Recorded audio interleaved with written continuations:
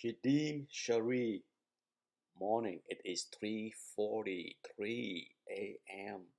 The earliest I have ever done one of these videos. Uh, Normally, I don't get up until 5:30, 6 o'clock ish. Um, but last night, for whatever reason, I went to bed early.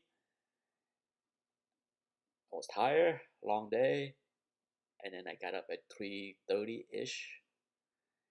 And I have a bump shoulder. I have a left bad shoulder that I injured way back many decades ago. That depend on how I sleep, depend on how I lay down and roll around at night. If I do it the wrong way, it can give me problem in the morning, and that's what happened. I woke up at 3:15, 3:30 ish, and my shoulder was in so much pain because the way I lay on it that I spent the last 15 minutes trying to doing some stretching and massaging to get myself going here. So forget about trying to go back to sleep. That ain't gonna happen. So I figure I might as well sit down and do this video. Yesterday, VIX insanity. We were so spoiled. At the end of the day, we were so spoiled for 3 years to not experience something like this, right? So yes, it went up. I drew in this red line to show you where it is for reference, all right? So that in the future, we can go back. So go back 3 years. See, look, we were so spoiled that barely 35 was what the high was. But let's go back and take a look at the past, okay, to compare, to see how things were. Go back to the last recession. Go back from January of 2008 until the bottom of the market in 2009. Just to see. See this red line? That's where the market had been before. Now, just because I showed you this does not mean that I'm saying, oh my God, because if you know the history of the market, no doubt you understand how bad the S&P 500 performed, right? During this time frame. So I'm not saying that we are heading. We don't know yet. It is still early. We are way early in this decline as far as potentially a long drawn out year or year long decline of a recession. We're at the first inning. There's still mixed data going on, but look at this big nasty candle in October 10th. Yeah, that is even worse than the candle that we had yesterday. Okay, but I'm just showing you this to show you that there have been period of elevated VIX that last beyond one day. That's all I'm showing you. Okay, so don't take what yesterday is. Can yesterday be a short-term bottom? Yes, I am in the camp that say that yesterday is the short-term bottom.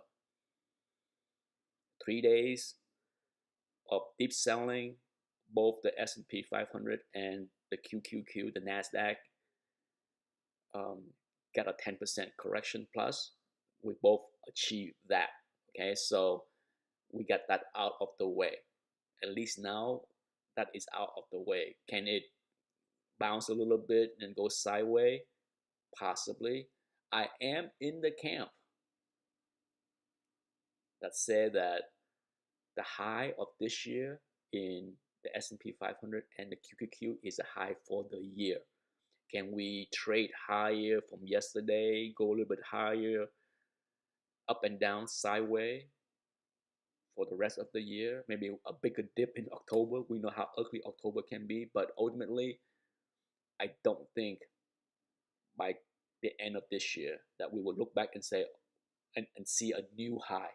I think the new high has been reached, and going forward, it's going to be a lot of um, volatility, but we're not going to break the year high going forward. I am in that camp. If I'm wrong, I won't complain. If I'm wrong, more money.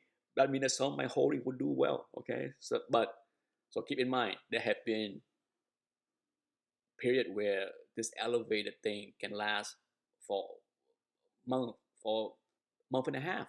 Okay, look at this. This thing went crazy starting in October 9th, right? Where it's almost touched it there, and it lasted all the way to December 2nd. That's a long time. Okay, that's 2 months. Okay, that's more than 2 months. So keep in mind it can go crazy and drive people crazy for 2 months. So we're not there. Okay, we might revisit this kind of craziness in our October, right? In the coming October we can see it, but just before I leave this um, chart, let's compare. Let's do a real quick comparison with the S&P 500. Okay, yes, we know. Okay, this should not surprise because, well, I have talked about 2008 and 2009 on the S&P 500 enough time that no one should be surprised of how this chart looked. So as you can see, when times are bad, elevated VIX does not mean the bottom is in, right? So trust me. Look, if you bought here and thinking that, oh, the bottom is in, say hello. All right, so sure, if you buy when the VIX is this crazy and you bought here, you suffer another 15%, 20% down. Yeah, but you avoided the bigger decline because from here, from the high to here is 57% decline. Okay, so if you buy it here, surely you miss 2/3 of it. I'm sure it will be a painful 6 months, right, to see this. If you buy it in October and then see this in March, you'll be like, what the heck did I do? I thought that was the bottom. How can this be? Well, just hang on, okay? The mistake after 6 months will be rectified. Okay, so that's done with the VIX. TLT. Okay, let's go back to, let's remove this comparison. We don't need to see this comparison anymore. Let's go back to our time frame because that's the old time frame. Okay, TLT came up and looked like it's gonna come down to 98-ish level, which is fine. If anyone after yesterday thinking that TLT will keep going high and high, come on, right? Come on. That's not how things work, okay? There's ebbs and flow. It's you can't have both, okay? If my expectation is the equity market bouncing, I posted this in my private chat group last night around 7 o'clock ish that we're gonna bounce. Before I saw, how the Asian market reacted. So yeah, I mean, it's after 3 ugly days, I expected a bounce, and if there's a bounce in the equity market, certainly TLT is not gonna keep going higher, right? It might go higher on Thursday on the jobless claim data, but yeah, it can use a breather. I mean, TLT went up a lot. It went up from 93 to 99. Okay, that's a big move for TLT. Okay, it's a big move. Uh, can it go? Can there be a bigger move? Yeah, when the data support it, right? Right now, it's just one data point. We are still not in an area where you see bad data daily. We're not there yet. For a long time, we were like 75% good data, 25% bad data. And then recently, in the last month or so, maybe 2 months, I talk about 50-50 as far as good data, bad data.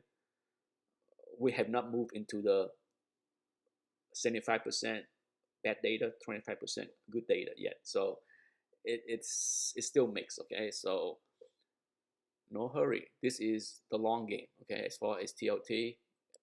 But before I move on to the next chart, let me do something here. Okay. Can I get more? Okay. I put in this channel long time ago. I think that when I put on this channel was way back last year.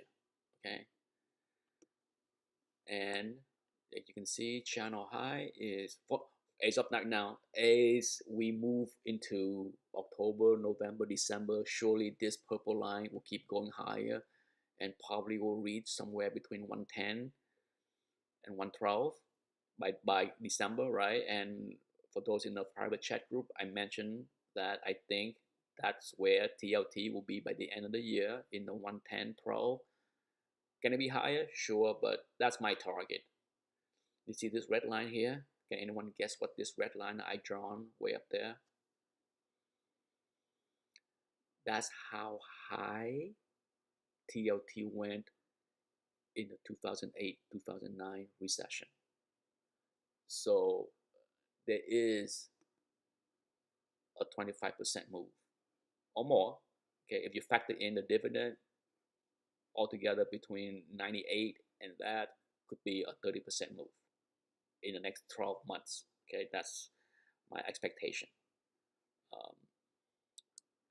And let's go back before I move on 3 years. As you can see, I'm not even account for this COVID madness. Okay, does it mean that we can't go into that level of madness? No, but for now, I'm being realistic. Can we get into this red line when we're in a full-blown recession sometime in the next 12 months, whenever the Fed officially declared the word we are in a recession? Yeah, it can be there. Okay, so if you have a 12 months horizon and want an allocation of something that can get you 25 to 30% return, I hand you the silver plate. Okay. It's not going to be a double, but I'm okay with a 25 to 30% return in the next 12 months here. All right. I bought a bunch of things the last 2 days. I did not buy anything on Thursday, but I bought on Friday and I bought on Monday. And I don't plan to trim anything unless it hit a certain level. Okay, so for now, I am fine with holding today unless I see some crazy big move higher. Hard to tell until the market open and see how the FOMO kicked in again. But let's take a look at Palantir. Earning came out. Now, Palantir was one stock that I held on through the pain the last 3 days. Okay, I had enough share that it hurts, but at the same time, I'm always confident that earning will be decent, and it was. And I trimmed yesterday. I had 2 orders in the after hour to trim at 27.5. Basically, I used this ref high is one pivot spot to trim, and then one more in the consolidated area of 28.5, and they both trigger. That's fine. I have another order at 30 in case that it happened, and I will leave that order at 30. I changed it to good to cancel order this morning, just now, so that if it popped to 30, who knows? Right now, pre-market showing 27. If you miss a chance to trim at 27.5, 28.5, whatever, wherever it can be last night, I do think you're gonna get a chance to trim higher than 27. So that's fine. I like Palantir earnings good, not blowout, but hey, anytime when you have a company that beat on earning, beat on revenue, guide higher, it's a good thing, right? I'm not a Palantir cult owner like many on YouTube, but I like the company. I like the potential. Not a fan of the CEO, but it is what it is. Now, the one thing that I miss yesterday is this one. I bought, okay, recap. Last time I bought was here. Last time I trimmed was there. Beautiful move, no complaint. So back to the scene of the crime. I bought again in the same range, right? Like between like 36-ish, between 36 and 35. I bought again, but this time in greater quantity. And I drew in this chart over the weekend. Okay, this channel, beautiful channel, right? Channel high, channel high, channel high, channel low, hit the channel right on. And based on what I saw over the weekend, I put in an order at 30 and 29.5, and it almost got there. Almost, look. Yeah, so I didn't get it, but I was looking to add there. And if it get down there, I add more, okay? If it get, so I'm leaving my order at 30 and 29.5 there. So that one miss that I wouldn't mind. Heck, and if there's a crazy dump down to 23, yeah, you bet. I go bigly. Now the other miss before I go is IBIT, the ETF, the Bitcoin, the BlackRock Bitcoin ETF. Now here's what happened. I saw the flashing Bitcoin crashing all morning yesterday pre-market, right? So I said to myself, oh, I got time. I was busy. Putting in trade for many other things.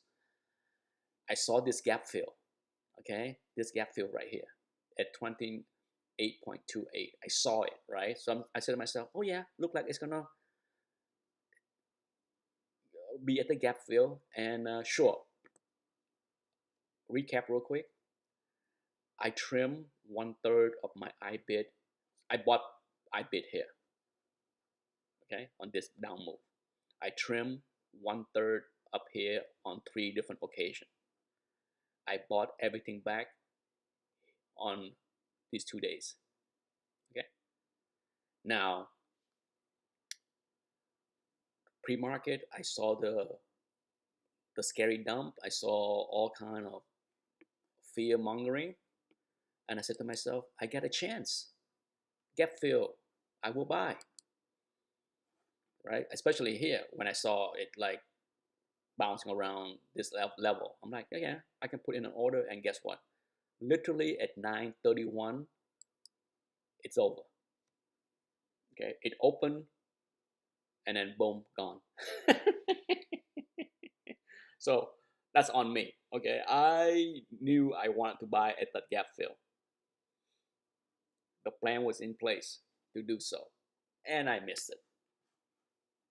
That's what happened when you don't have enough fingers and hands to type.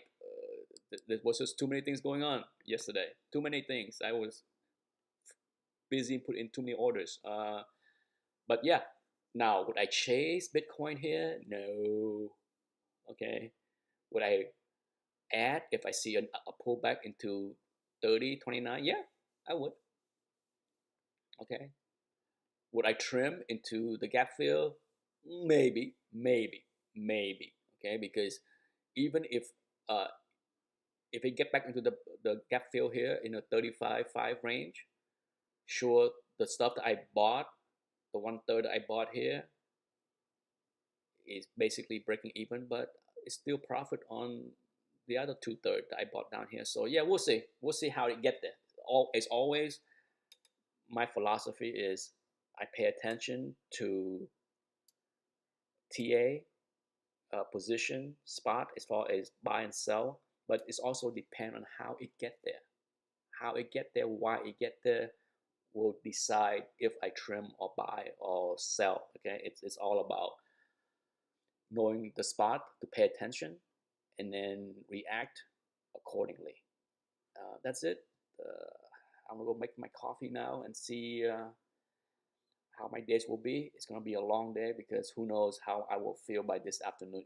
Normally, if I wake up at 3:30 like this, and this is not the first time when I wake up with shoulder pain, um, it's gonna be a tough afternoon.